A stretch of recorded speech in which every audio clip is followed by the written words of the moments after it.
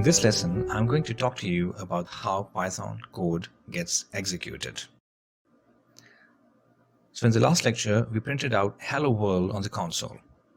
Now what happens when you press this Run button? Let me show you.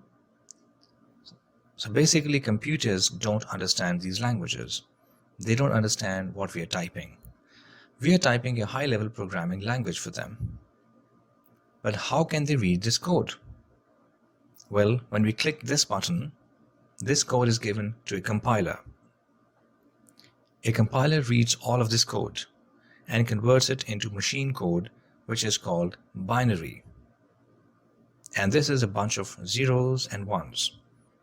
0 means off and 1 means on. So a computer understands binary language. This is like Google Translate for us.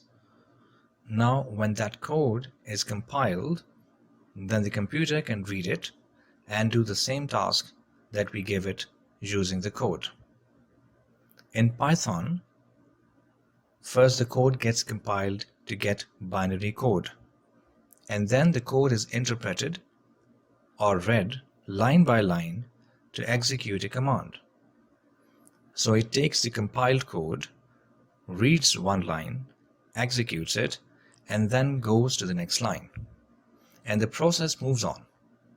And all of this happens when you click the Run button. So this is how Python code gets executed.